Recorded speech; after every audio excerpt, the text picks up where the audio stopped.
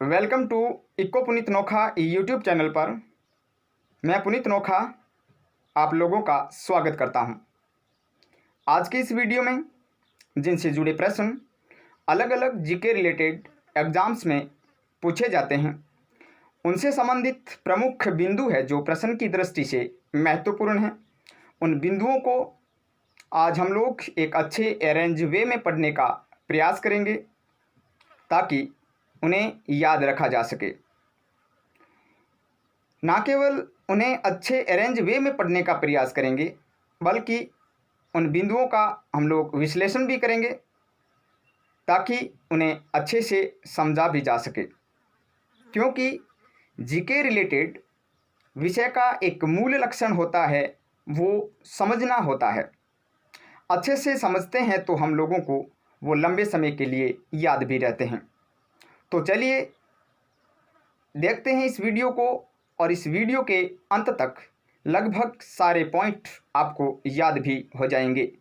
तो इसके लिए आप लोगों को कर लेना है इस YouTube चैनल को सब्सक्राइब और अपने दोस्तों को शेयर, ताकि आगे भी आपको वीडियो मिलता रहे। तो चलिए दोस्तों शुरू करते हैं।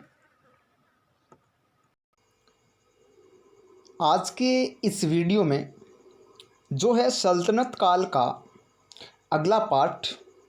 इससे पहले सल्तनत काल के इतिहास में हमने दास वंश और खिलजी वंश और तुगलक वंश को पढ़ लिया है।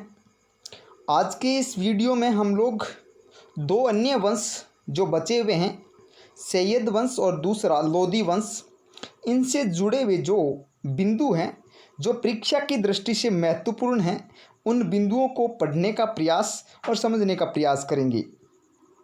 तो चलिए दोस्तों शुरू करते हैं। लेकिन इसके अलावा जो सल्तनत काल से जुड़ा हुआ एक और वीडियो आएगा जो सल्तनत काल के प्रशासनिक ढांचा और अन्य बिंदु जैसे कि कला, संस्कृति और साहित्य से जुड़े हुए जो बिंदुओं को भी जानने का प्रयास करेंगे। लेकिन आज हम सैयद वंश और लोदी वंश से संबंधित बिंदुओं को पढ़ने का प्रयास करेंगे। शुरुआती जो तीन राजवंश थे वो तुर्क मुसलमानों द्वारा स्थापित किए गए थे, जिसे हम तुर्क सल्तनतकालीन शासनकाल कहते हैं। इन दो राजवंशों का जो संबंध जो है वो तुर्क सल्तनत काल से संबंधित नहीं है, क्योंकि ये लोग अपने अन्य जो बाहरी आक्रमण से आक्रमणकारी जो आए और उनकी सहायतार्थ के रूप में जो जाने जाते हैं। जैसे कि हम सबसे पहले जो सैयद वंश से लेकर के लोदी वंश का जो शासनकाल है वो 1400 और 14 से लेकर के 1526 तक के शासनकाल को इन दो राजवंशों का शासनकाल कहते हैं, सैयद और लोदी वंश। लेकिन जो हमारा जो प्रथम जो राजवंश आता है सैयद वंश, जिसका शासनकाल 1414 से लेकर के 1451 तक का शासनकाल है, इस जो सैयद वंश की जो स्थापना जो है उससे संबंधित प्रश्न काफ़ी बार क्वेश्चन में आ चुका है कि इसकी स्थापना किसने की है। लेकिन इससे पहले हम थोड़ा सा इनका जो राजवंश से संबंधित जो शासक से संबंधित जो चार्ट जो है वो हम पढ़ लेते हैं। सबसे पहले देखते हैं कि इस सैयद वंश का संस्थापक जिसका नाम खिज्र खां है और 1414 से लेकर के 1421 तक का शासनकाल इसका कहलाता है। और इसके बाद में इसका पुत्र आता है मुबारक शाह, जो 1421 से लेकर के 1434 तक का शासनकाल कहलाता है। 1421 से 1434 तक का शासनकाल मुबारक शाह जो खिज्र खां का पुत्र है। और दूसरा खिज्र खां का पुत्र जिसका नाम फरीद खां है जो शासक नहीं बना था, और इसका जो पुत्र जो है फरीद खां का जो अगला शासक बनता है जिसका नाम मोहम्मद शाह, जिसका नाम मोहम्मद शाह, जो 1434 ईस्वी से लेकर के 1443 तक शासन करता है। और मोहम्मद शाह के बाद जिसका पुत्र शाह आलम, जिसका शासनकाल 1443 से लेकर के 1451 तक का शासनकाल है, और यह सैयद वंश का अंतिम शासक है। अब शुरू करते हैं हम जो सैयद वंश से संबंधित परीक्षा में जो आने वाले महत्वपूर्ण जो प्रश्न है, जो किन बिंदुओं से बन सकते हैं, उन्हीं बिंदुओं को मैंने शॉर्ट लिस्टेड किए हैं और उन्हीं बिंदुओं को पढ़ूंगा और आप लोगों को समझाऊंगा। जैसे कि हम सैयद वंश से संबंधित जो महत्वपूर्ण जो फैक्ट जो एग्ज़ाम की दृष्टि से महत्वपूर्ण हैं, उन्हीं फैक्ट्स को हम अभी अध्ययन करेंगे। जैसे सबसे पहले जो ये सैयद वंश जो है, इसका संस्थापक खिज़्र खां है। इसका संस्थापक खिज़्र खां है। और खिज़्र खां कौन है? ये खिज़्र खां जो हमने पहले जो पीछे हमने वीडियो जो में पढ़ा है कि यह जब तैमूर लंग ने जो भारत पर आक्रमण किया था 1398 ईस्वी में, 1398 ईस्वी में जब तैमूर लंग ने भारत पर आक्रमण किया था, तो उस समय वह जो खिज़्र खां जो है वो तैमूर लंग का एक सहयोगी रहा। यानी कि तैमूर लंग ने जब 1398 में भारत पर आक्रमण किया, उस समय खिज़्र खां ने तैमूर लंग का सहयोग किया था, सहयोगी रहा भारत में। और जब तैमूर लंग भारत से वापस जाने लगा, तो उस समय उसने मुल्तान, लाहौर और कुछ अन्य जो स्थान जो हैं वो खिज़्र खां को सौंप करके चली गई। और उसके बाद में खिज़्र खां ने जब उस क्षेत्र पर शासन करते हुए उसको यह सही नहीं लगा कि यहाँ ये कुछ नहीं है, क्योंकि मेरे पास में थोड़ा सा एरिया, लेकिन उसने अपने साम्राज्य का विस्तार करने के लिए उसने सबसे पहले दिल्ली को जीतने की इच्छा जाहिर की। और उसकी इच्छा जब लोदी जो था बेलो लोदी, उसको हरा करके उसने उससे दिल्ली को छीन लिया और दिल्ली पर काबिज हो जाता है। और वह खिज़्र खां एक वंश की स्थापना करता है जिसका नाम सैयद वंश है। अर्थात सैयद वंश की स्थापना 1414 में खिज़्र खां द्वारा की जाती है। और खिज़्र खां एक सहयोगी था जो तैमूर का सहयोगी था। आगे तैमूर की सहायता की और प्रसन्न होकर तैमूर ने खिज़्र खां को लाहौर और दीपालपुर और कुछ मुल्तान और काबुल वगैरह इस प्रकार के कुछ क्षेत्र इसको एक सूबेदारी के रूप में सौंप देते हैं। और अंततः वह एक ऐसे वंश की स्थापना करते हैं जिसका नाम सैयद वंश है। सैयद वंश स्वयं को पैगंबर के वंशज मानते थे। अर्थात यहाँ जब हमने पीछे जो वीडियोज़ में पढ़ा कि जो तीन जो राजवंश आए थे, वो तीनों राजवंश तुर्की थे, तुर्क राजवंश थे। यानी तुर्कों के द्वारा स्थापित, तुर्क मुसलमानों द्वारा स्थापित जो वंश थे वो तुर्क राजवंश कहलाए। और तीनों के तीनों जो प्रारंभिक राजवंश हैं वो तीनों के तीनों तुर्क मुसलमानों द्वारा स्थापित हैं। इसलिए उन तीनों के जो शासनकाल को तुर्क सल्तनतकालीन शासन व्यवस्था कहते हैं या शासनकाल कहते हैं। लेकिन जो सैयद वंश के जो जितने भी शासक बने हैं वो खुद को पैगंबर के वंशज मानते हैं। खिज़्र खां एकमात्र ऐसा शासक था जो तैमूर यानी कि जो बाहरी आक्रमण हुआ था तैमूर लंग के द्वारा भारत में, जब वह अपने कुछ उत्तराधिकारी वहाँ छोड़ के आते हैं, अपने वंशज को छोड़ के आते हैं, अपने पुत्रों को छोड़ के आते हैं, उस वंशज का जो नाम है, उस पुत्र का नाम शाहरुख जो है, शाहरुख जो वहाँ शासन करता है। और खिज़्र खां ने इस शाहरुख के प्रतिनिधि के रूप में भारत में शासन करना शुरू किया। अर्थात यह एकमात्र ऐसा शासक था जो सैयद वंश के शासकों में जिसने सुल्तान की उपाधि धारण नहीं की थी, यानी कि उपाधि इसने सुल्तान की धारण नहीं की थी, बल्कि इसने उपाधि धारण की थी जिसका नाम रैयत ए आला। इससे संबंधित क्वेश्चन काफ़ी बार यूपीएससी में, पीसीएस में आ चुका है कि रैयत ए आला उपाधि किसकी है, तो ये खिज्र खां की है। और ये रैयत ए आला उपाधि क्यों धारण करता है, क्योंकि खिज्र खां तैमूर के वंशज या पुत्र जिसका नाम शाहरुख है, इसके प्रतिनिधि के रूप में शासन करता है, न कि एक सुल्तान खुद को घोषित करके शासन करता है। अर्थात इसने रैयत ए आला की उपाधि धारण की।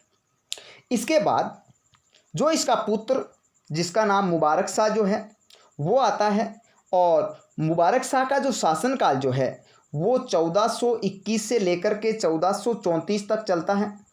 और इसके शासनकाल से संबंधित कुछ महत्वपूर्ण पॉइंट बनते हैं और जिनको परीक्षा की दृष्टि से महत्वपूर्ण माना जाता है कि मुबारक शाह ने सैयद वंश के शासकों में सबसे पहले सुल्तान की उपाधि धारण करता है और शाही की उपाधि भी धारण करता है। अर्थात यहाँ से सैयद वंश के शासकों में उपाधि धारण हो जाती है। जब सैयद वंश का जो शासनकाल 1414 से लेकर के 1451 तक शासनकाल चलता है, इस दौरान जो खिज्र खां का शासन जो है वो 1414 से लेकर के और 1421 तक चलता है। इस दौरान यहाँ किसी भी प्रकार के सुल्तान की उपाधि नहीं थी, लेकिन इसके बाद में सुल्तान की उपाधि जो सैयद राजवंशों में जो शासकों ने धारण की थी वो प्रथम शासक मुबारक शाह थे। मुबारक शाह इसका एक इतिहासकार था, दरबारी इतिहासकार, जिसका नाम अहमद सरहिंदी था, जिसने मुबारक शाह के ऊपर ही एक पुस्तक की रचना करता है जिसका नाम तारीख ए मुबारक शाही। इसकी रचना अहमद सरहिंदी के द्वारा की जाती है। तो यह भी एक महत्वपूर्ण फैक्ट है। अहमद सरहिंदी की रचना अहमद सरहिंदी द्वारा रचित ग्रंथ जो मुबारक शाह के ऊपर लिखी गई है, रचना की गई है, जिसका नाम तारीख ए मुबारक शाही।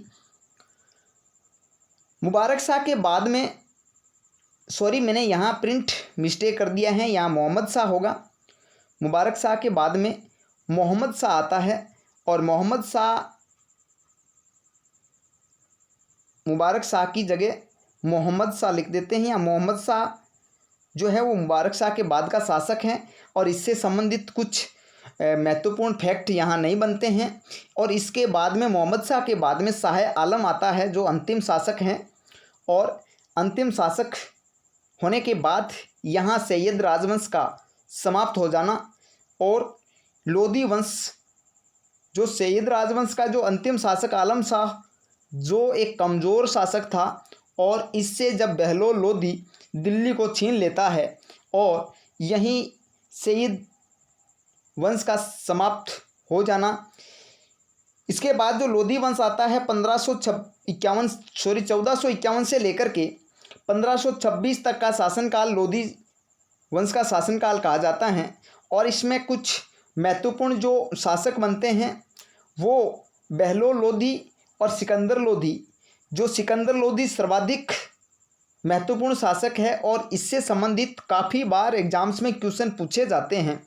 और कुछ एक जो पॉइंट जो बनते हैं महत्वपूर्ण वो इब्राहिम लोधी से संबंधित बनते हैं, लेकिन हम थोड़े थोड़े इन तीनों के बारे में अध्ययन करेंगे जो परीक्षा की दृष्टि से महत्वपूर्ण हैं। उन्हीं फैक्ट को हम पढ़ेंगे और जानेंगे कि कौन शासक जो सर्वाधिक प्रभावशाली था, सर्वाधिक शक्तिशाली था और जिसका साम्राज्य में एक इतना प्रभावशाली जो नियंत्रण स्थापित किया था। तो सबसे पहले हम शासक पढ़ें बहलोल लोधी, जो इस लोधी वंश के संस्थापक माने जाते हैं और इसका शासनकाल 1451 से लेकर के 1489 तक का शासनकाल रहता है। इसके बाद इसका पुत्र आता है सिकंदर लोधी, जिसको निजाम के नाम से भी जाना जाता है। निजाम के नाम से कौन जाना जाता है, इससे संबंधित क्वेश्चन आया हुआ है। तो निजाम के नाम से जाना जाने वाला जो व्यक्ति है वो है सिकंदर लोधी। सिकंदर लोधी का शासनकाल 1489 से लेकर के 1517 तक का शासनकाल कहलाता है। और सिकंदर लोदी के 2 पुत्र हैं, जिसका नाम जलाल खान और एक इब्राहिम लोधी और जलाल खान 2 पुत्र हैं। जब सिकंदर लोदी ने जलाल खान को जौनपुर का प्रशासन को सौंप दिया था और इब्राहिम लोधी को दिल्ली का शासनकाल सौंप दिया था। तो इतिहास के अंदर हम महत्वपूर्ण जो पढ़ेंगे वो दिल्ली का शासनकाल पढ़ेंगे और इब्राहिम लोधी से संबंधित ज़्यादा पढ़ेंगे। लेकिन इस जलाल खान के वंशजों के द्वारा ही भारत में मुग़ल राजवंश की स्थापना होती है। कैसे देखते हैं आगे जब चलते हैं। सबसे पहले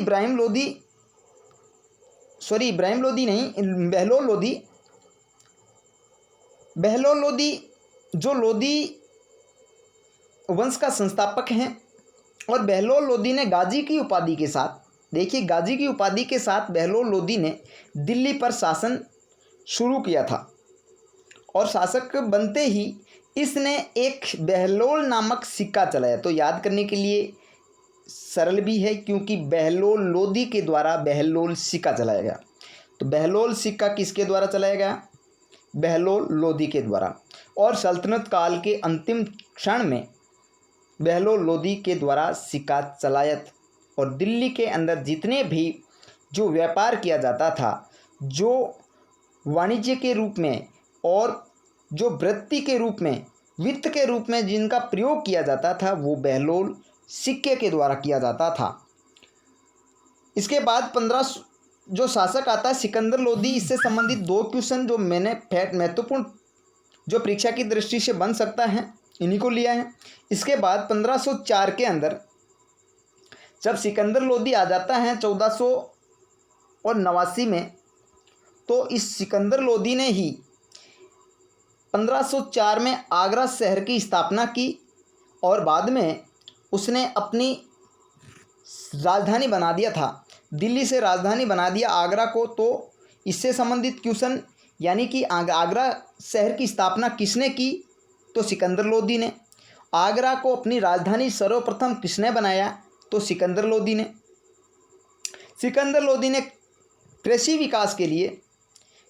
विकास के लिए सिकंदर लोधी ने महत्वपूर्ण कार्य किए थे और कृषि विकास के साथ ही साथ उसने एक भूमि मापने की एक मापनी का भी आविष्कार किया था, जिसका नाम गज ए सिकंदरी, जिसके माध्यम से भूमि की माप की जाती थी, भूमि की पैमाइश की जाती थी। यानी ये भी जो आविष्कार जो है वो सिकंदर लोधी द्वारा किया गया। आगरा शहर की स्थापना लोधी द्वारा की गई। आगरा शहर को सर्वप्रथम राजधानी भी सिकंदर लोधी द्वारा ही बनाया गया। एक सिकंदर लोधी एक बहुत पढ़ा लिखा व्यक्ति था, पढ़ा लिखा शासक था और साहित्य का बहुत अच्छा प्रेमी था और वह अपनी कविताओं को लिखता था और कविताओं को प्रकाशित करता था। तो उसने सिकंदर के साथ ही साथ उसने एक उपनाम रखा था, अपना खुद का उपनाम रखा था, जिसका नाम गुलरुखी। ये एक महत्वपूर्ण फैक्ट है याद करने के लिए और एग्जाम की दृष्टि से कि गुलरुखी जो है वो किसका उपनाम है? तो सिकंदर लोधी का उपनाम है और गुलरुखी नाम से ही वह कविता प्रकाशित करता था। गुलरुखी के नाम से ही वह कविता प्रकाशित करता था। अब लोधी वंश का जो अंतिम शासक, जिसका नाम इब्राहिम लोधी लोधी वंश का अंतिम शासक था और इसी के समय भारत में बाबर का आक्रमण होता है। क्यों होता है? क्योंकि जब बाबर को इसके ताकत का पता चल जाता है, इसकी जो पोल जो है भारत में कि इसका कितना प्रभाव है, उस सब का पता चल जाता है। जब 1518 में तोसली नामक युद्ध होता है राणा सांगा और लोधी के बीच में, जब राणा सांगा यहाँ जीत जाता है और लोधी हार जाता है और इसका पता जब बाबर को चलता है, तो बाबर को कुछ यहाँ से इसी के चाचा द्वारा या इसी के वंशजों के द्वारा निमंत्रण भेजा जाता है कि अब आप लोगों को भारत में आक्रमण करने का एक सुनहरा अवसर है। क्यों है? क्योंकि इब्राहिम लोधी एक लालची हो गया था, जब इसके पिता ने, इब्राहिम लोदी के पिता ने, सिकंदर लोदी ने जब अपने 2 भाइयों के साथ में जब जौनपुर और दिल्ली को बांट दिया था, लेकिन इसके बाद इसने धीरे धीरे अपने पिता की और अपने धर्म की जो परंपरा थी उनको तोड़ करके इसने जौनपुर को भी अपनी ओर मिलाना चाहा कि ये भी मेरे राज्य का एक अंग है। तो वहाँ से कुछ जो उन्हीं के सरदार थे, उन्हीं के जो चाचा थे या वंशज थे, वो नाराज़ हो जाते हैं और बाबर को भारत पर आक्रमण करने के लिए निमंत्रण भेजते हैं। तो 1518 में तोसली नामक युद्ध होता है सांगा और लोदी के बीच में, और यहाँ सांगा जीत जाता है।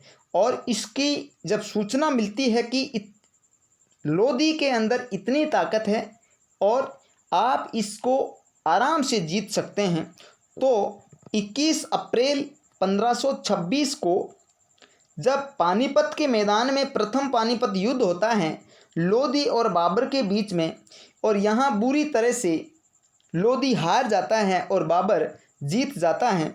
लोदी यहाँ हार ही नहीं जाता है बल्कि यहाँ पे युद्ध में मारा भी जाता है और संपूर्ण लोधी वंश का अर्थात लोधी जो शासनकाल जो है वो समाप्त हो जाता है हमेशा हमेशा के लिए, और मुगल राजवंश की भारत में स्थापना हो जाती है।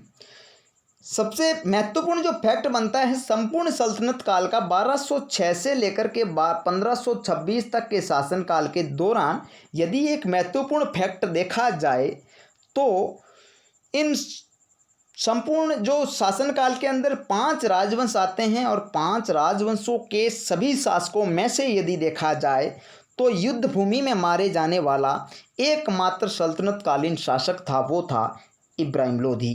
प्रथम था, एकमात्र था, सल्तनतकालीन शासकों में से युद्ध भूमि में मारा जाने वाला एकमात्र शासक था। कुछ महत्वपूर्ण फैक्ट और मैंने लिए हैं कि बाबर को जब निमंत्रण भेजने वाला कौन था, तो आलम खां इसके चाचा थे, दौलत खां, और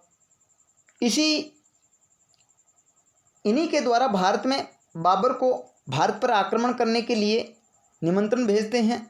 इसी पानीपत के युद्ध में प्रथम तोपखाने का प्रयोग किया जाता है, और इसी युद्ध के अंदर प्रथम बार तुलुगमा पद्धति का यहाँ प्रयोग होता है। और जो प्रसिद्ध तोपची थे जिनसे संबंधित क्वेश्चन पूछा जाता है और जिनके द्वारा बाबर ने इस युद्ध को जीता था, उसका नाम उस्ताद अली और मुस्तफ़ा खां, 2 ऐसे तोपची हैं जिनके माध्यम से बाबर ने भारत में मुग़ल सत्ता की स्थापना की थी। और अब आगे जो आएंगे वो इसी सल्तनत काल से संबंधित एक महत्वपूर्ण जो वीडियोज़ में लेके आऊँगा वो सल्तनत काल के प्रशासन से संबंधित होगा, और सल्तनत काल के जो साहित्य हैं या कुछ कला संस्कृति हैं उससे संबंधित जो क्वेश्चन होंगे वो मैं अगली वीडियोज़ में बताऊंगा, और उसके बाद हम सल्तनत काल को समाप्त कर लेंगे। तो मैं उम्मीद करता हूं कि अभी तक जो भी मैंने सल्तनत काल के सीरीज़ में जो भी पढ़ाया है वो आपको पसंद आया होगा, और अगर पसंद आया है तो कमेंट ज़रूर करें, क्योंकि हम लोग आपके द्वारा किए गए कमेंट और लाइक्स के द्वारा ही हम आगे की वीडियो उत्साहवर्धन के साथ हम बनाते हैं और आपको समझाने का प्रयास करते हैं। तब तो मैं आपसे आशा करता हूं